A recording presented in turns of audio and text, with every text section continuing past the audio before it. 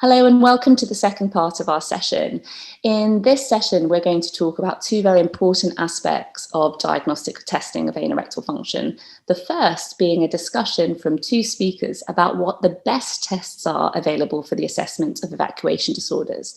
We'll start with Dr. Henrietta Heinrich from Zurich in Switzerland, giving a lecture about its manometry and the balloon expulsion test, followed by a lecture by Associate Professor Francesca Marchioni from Rome in Italy, debating that it's actually dephecography which is the better test. After this, we're going to talk about how we're going to put all of this together and how we identify the cause of anorectal symptoms. We're going to have two lectures given by two close friends and experts in the field of mine. And the first is Natalia Zarate from London, who's a consultant gastroenterologist. And Natalia is going to be talking about identifying the causes of symptoms with phenotypic variation in fecal incontinence, followed by Dr. Rebecca Burgell from Melbourne in Australia, who will talk about identifying the cause of symptoms and phenotypic variation in constipation. Our first lecture in this session is going to be given by Dr. Henrietta Heinrich, who's a consultant gastroenterologist from Zurich in Switzerland and currently working at St. Anna Hospital in Lucerne. She's going to be talking about which test is best for the assessment of evacuation disorders, and Henrietta believes that it's manometry and the balloon expulsion test. So hello everybody, and welcome to my talk on the best tests available for the evaluation of evacuation disorders. And I found my topic a little bit too enthusiastic, claiming that it's manometry and the balloon expulsion test. So I decided to play a little bit with it and ask, is it really that? So when do we need diagnostic testing of anorectal function? Usually it starts with a symptom of constipation or obstructive defecation. We perform a history, a physical examination, a digital rectal examination, and in case of alarm symptoms, patients are referred to colonoscopy, and if it's normal and there is no response seen for conservative therapy, usually guidelines propose that patients are referred for testing of anorectal function in order to stratify them to a proper treatment and to find the cause of disease. I would propose that we should even go for testing in anorectal symptoms a little bit further, because what we know is that a large proportion of patients actually have dysynergic defecation, so the involuntary contraction of the internal anal sphincter during simulated defecation, and 60% of patients with dysynergic defecation have a picture of constipation with delayed colonic transit due to that evacuation disorder. This can be structural or functional. So delayed colonic transit does not only imply that your colon is slow or that you have a motility disorder, but it's very important to find out via anorectal testing if there's a functional or structural problem causing this evacuation disorder. So what tests do we need? We have a lot of tests. This is a little summary of what I found in recent literature. So we definitely have also lots of people advising us on what we should do. Everyone literally recommends the digital rectal exam. It's said to be a good tool, and I think so too. Then the balloon expulsion test, I'm going to talk about that later. Dephecography, either conventional or MRI, is proposed in guidelines. Anorectal manometry is also advised to be performed. Balloon distension, people are not really sure. Barostat doesn't seem to be available everywhere. Colonic transit and colonic manometry seem to be quite popular. But what I'm going to talk about is balloon expulsion and anorectal manometry, because this is something there is actually consensus on what should be performed when you evaluate evacuatory dysfunction. So what is high-resolution anorectal manometry? It's a relatively new tool. I think we've all are used to seeing those pictures now. You can see the catheter on this side with the sensors, and you can see the image it produces when it's put across the anal canal. Green is low pressure, Red and purple is high pressure. And in this fist-like image, you can see what happens when a patient squeezes.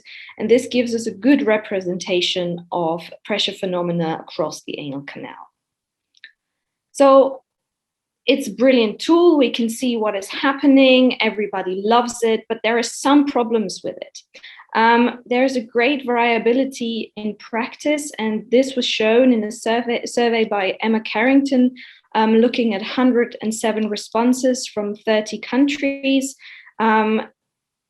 Centers were asked about protocol, equipment, analysis, and adherence to current guidance. And what you can see that none of these centers actually had consensus of how many maneuvers should be performed regarding squeeze or the elicitation of the rectoanal inhibitory reflex. Also, there was no true consensus of how many push maneuvers should be performed. There was a wide variability, and this affected all aspects of the survey, analysis, equipment, and not one single center adhered to current guidance, which was the RAU guideline published in the 2000s. So this is a pitfall. Also, with regard to equipment, there's a lot of kit out there. We have 3D catheters now represented in D. We have different solid state sensor designs. And what we can see when we investigate those different catheters with different diameters and also different stiffness in a pressure chamber, we can see black is the perfect pressure that the catheter should record due to sensor design and density of sensors. All manometry catheters produce slightly different values. This doesn't say that the quality of the manometry catheters is bad. It's just something to keep in mind when you interpret your results, especially with regard to fecal incontinence, because there can be quite huge variations, as you can see. And also there are only 2 sets of normal values out there taking into account age parity and gender, which is also a huge issue. So coming to dyssynergic defecation, I think the most universally used classification to look at this disorder is the RAU classification. What does dyssynergic defecation mean? It basically means that during simulated defecation, the patient is actually contracting the puborectalis muscle. This is happening subconsciously, can be connected to pain or sphincter injury in the past. And it is possible to discern 4 different types of dyssynergia, which can be very clearly seen on high resolution anorectal manometry. But when you compare these results, so high resolution anorectal manometry with MRI, so defecography, both investigations which are performed in the left lateral position, you can see that the sensitivity and specificity is quite good for detecting dyssynergia. What I want you to keep in mind that also MRI is performed in an unnatural position. The patients are lying on their backs. So when we look at the next results, we can understand why our results might be or have to be taken with a huge grain of salt. This is a landmark study published by Grossi et al. In 2015, showing that not only patients with symptoms of evacuatory disorder, but also 85% or 80% of healthy volunteers show patterns of dyssynergic defecation during simulated defecation. This can be due to many different things, such as the unphysiological position and the weird investigation setup. So we have to say there are some pitfalls with high resolution anorectal manometry. It's certainly performed in an unphysiological position. The investigator has huge impact on the results. If you motivate your patient, he will do better. And you can see patterns of dyssynergia in a large proportion of healthy volunteers. So as proposed by guidelines, you always need another test for confirming your results. There are some new metrics for evacuatory dysfunction, which might help us to get better at diagnosing it. So there's a newer study with 230 male participants. They underwent high-resolution anorectal manometry, and the integrated pressurized volume was calculated by multiplying amplitude, distance, and time from the high-resolution anorectal manometry profile. And this very complicated measure, which is not yet or might not yet integrated into most softwares, was able to be correlated with balloon expulsion times and symptoms when compared to conventional parameters. So there is some way to go. So there's also some data out there by Shah et al., who's performed a systematic review and meta-analysis on how high-resolution anorectal manometry performs when in the diagnosis of dyssynergic defecation, and sensitivity and specificity are quite okay, especially sensitivity. And sensitivity was able to be improved by actually performing 3 simulated defecation attempts instead of 1. What was not beneficial to better diagnose dyssynergia was actually measuring the pressures in the rectum and in the anal canal. That didn't help. So this is certainly interesting data.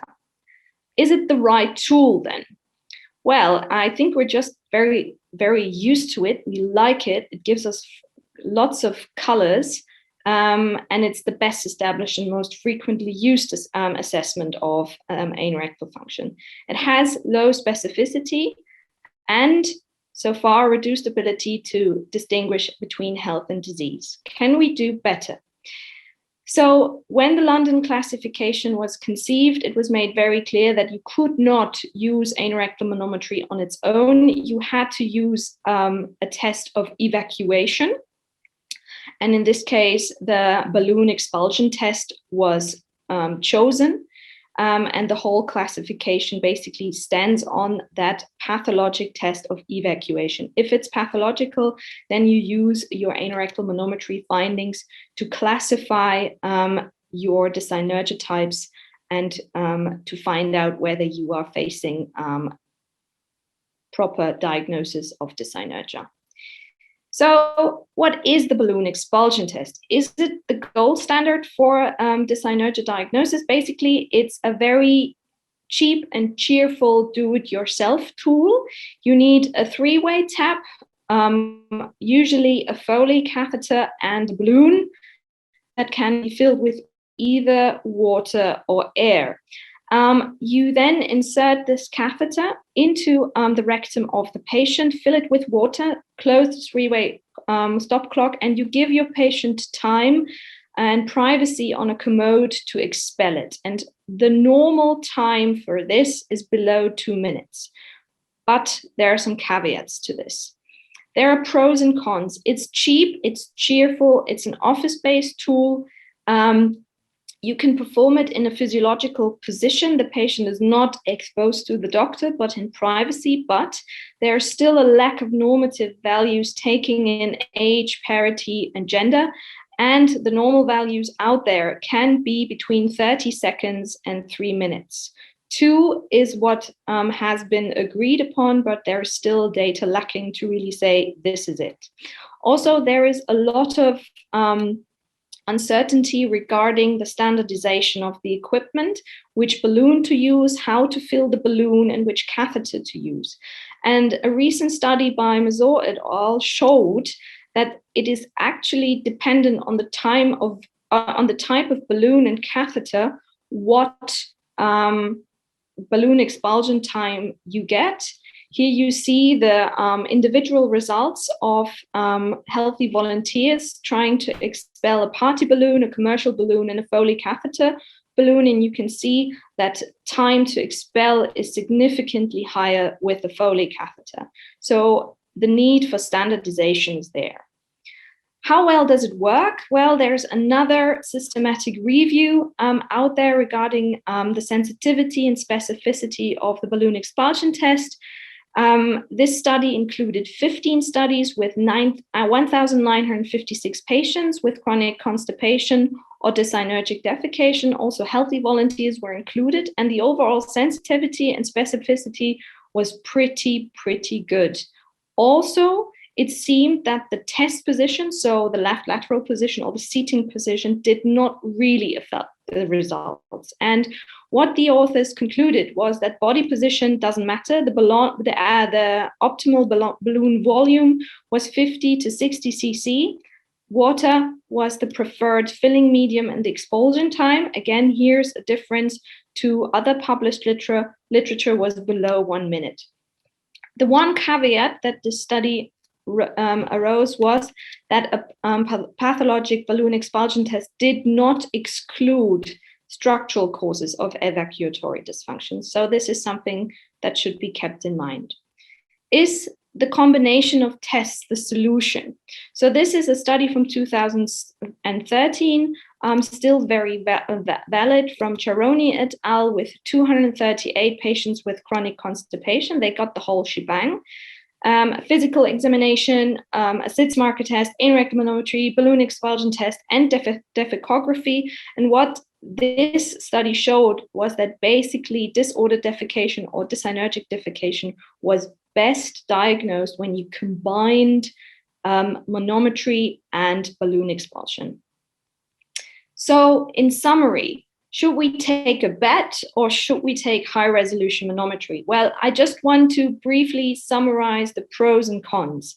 The balloon expulsion test has good sensitivity and specificity. It's easy to perform. You can do it in a physiological private position with the patient, which is always quite good. You get results which are usually independent of the operator. High resolution anal rectal manometry has fair sensitivity but poor specificity. It is operator dependent, system dependent, and it is performed in an unphysiological position. What one has to say, when you just basically look at the numbers and have to recommend one test, then probably the cheapest test that gives you the most information is a balloon expulsion test. However, both high resolution anal rectal manometry and the balloon expulsion test suffer from standardization issues. So there is further study needed to better find out how to use these tests in combination. So the utility of both is quite good. All alone on its own, anal manometry is not enough. You definitely need to combine both in order to make a proper diagnosis. And I think what should be further performed in the future is to build consensus on terminology, equipment, to better understand health and the differences between health and disease. Thank you for your attention.